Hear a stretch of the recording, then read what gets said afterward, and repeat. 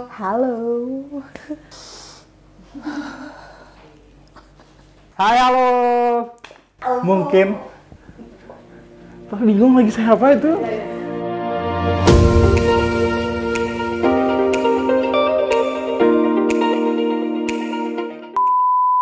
Nama saya Riri, nama panjangnya Riri Rimbun Anggi Khaidir, asalnya dari Medan, marganya Siregar. Saya dosen di Fakultas Teknobiologi, Prodi Teknobiologi.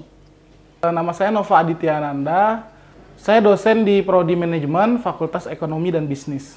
Oke, nama saya Dina Fardila, dosen di Prodi Teknik Sipil, Fakultas Teknik. Saya Eri Sofiatri, saya bisa dipanggil Erik. Saya dosen di Fakultas Ilmu Komunikasi. Alhamdulillah senang ya. Seneng banget. Alhamdulillah senang. Oh yes. Ini pertanyaannya sulit ya bagi saya sebenarnya untuk menjawab ini karena apa namanya? Kebetulan yang menjadi keberkahan mungkin ya. Jadi pengennya jadi peneliti, ngelamar ke UTS jadi dosen gitu. Ya karena dengan jadi dosen itu ilmu itu semakin lama semakin bertambah. Menurut saya menjadi dosen tuh kita jadi bisa lebih berkembang karena secara keilmuan kita mesti update gitu terkait dengan keilmuan kita, keahlian kita. Itu sih yang lebih saya senangin kenapa saya memilih pekerjaan sebagai dosen. Karena kesenangan saya tadi berbicara depan audiens, berhubungan membimbing gitu ya, coaching mungkin.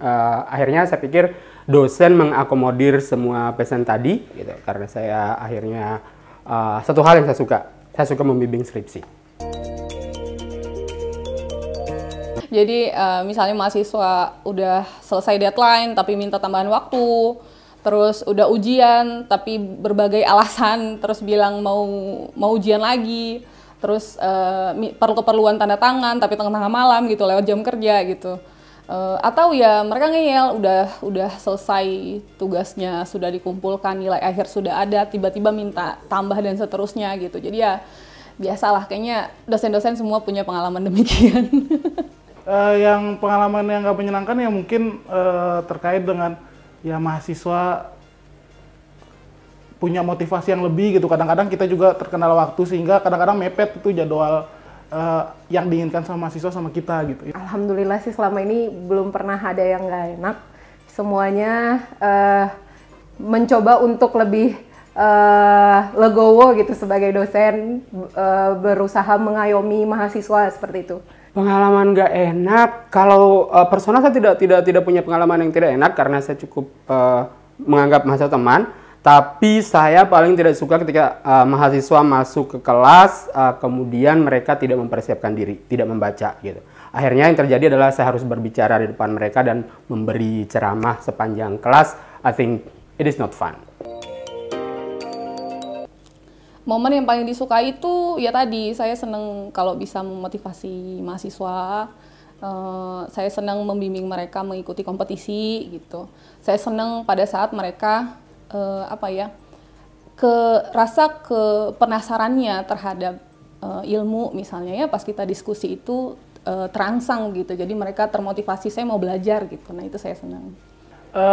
Saat melihat mahasiswa saya di wisuda, saat melihat mahasiswa saya berprestasi, itu mungkin hal yang paling menyenangkan lah. Paling disukai mengajarnya. Paling disukai sih pada saat mengajar karena kita bisa berinteraksi sama mahasiswa, terus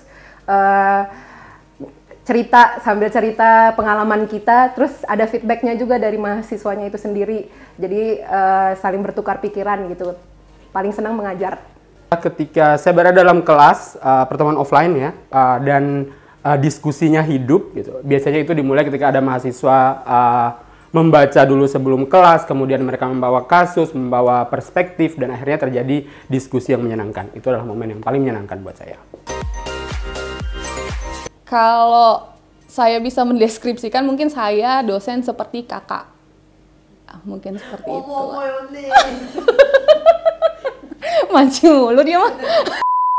Saya mungkin dosen seperti kakak gitu ya, jadi saya emong mereka seperti adik saya begitu. Jadi ya mudah-mudahan cerewet-cerewetnya saya juga dianggap seperti kakak gitu ya. Demikian. Bingung saya kalau ditanya saya dosen seperti apa gitu. Saya mungkin dosen yang seperti teman mungkin. Mungkin. Dosen yang seperti apa? Kalau kata mahasiswa, cantik.